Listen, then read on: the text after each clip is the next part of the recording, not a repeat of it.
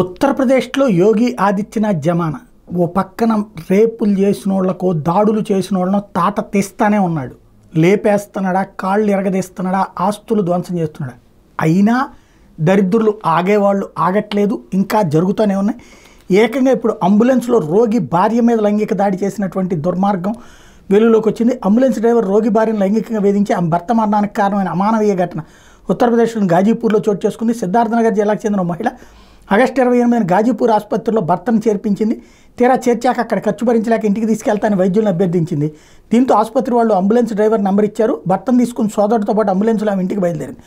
ముందు సీట్లో కూర్చోవాలని, అలాగైతే రాత్రి వేళ పోలీసులు మధ్యలో ఆపరని డ్రైవర్ ఆమెతో చెప్పాడు. దీంతో ముందు కూర్చున్న మహిళతో దారి మధ్యలో డ్రైవర్ అతడి సహాయకుడు అసభ్యకరంగా ప్రవర్తించడం మొదలుపెట్టారు. ఆమె గట్టిగా ప్రతిఘటించింది. ఇదంతా గమనించిన భర్త, సోదరుడు కూడా కేకలు వేయడం మొదలుపెట్టారు. దీంతో చవానీ పోలీస్ స్టేషన్ పరిధిలో వారు అంబులెన్స్ని ఆపి ఆమె భర్తను రోడ్డు పక్కన దించేసి ఆక్సిజన్ తొలగించి వెళ్ళిపోయారు. మహిళ దగ్గర 10,000 రూపాయల నగదు, కొన్ని ఆభరణాలు లాక్కున్నారు. బాధితుల ఫోన్కి స్పందించిన పోలీసులు ఆమె భర్తను గోరఖ్పూర్ వైద్య కళాశాలకు తరలించిపోయారు. అప్పటికే పరిస్థితి చేయి దాటడంతో మార్గ మధ్యలోనే అతను ప్రాణాలు కోల్పోయాడు. ఈ ఘటనకు సంబంధించిన పోలీసులు అంబులెన్స్ డ్రైవర్తో పాటు ఉన్న సహాయకుడిని అరెస్ట్ చేశారు.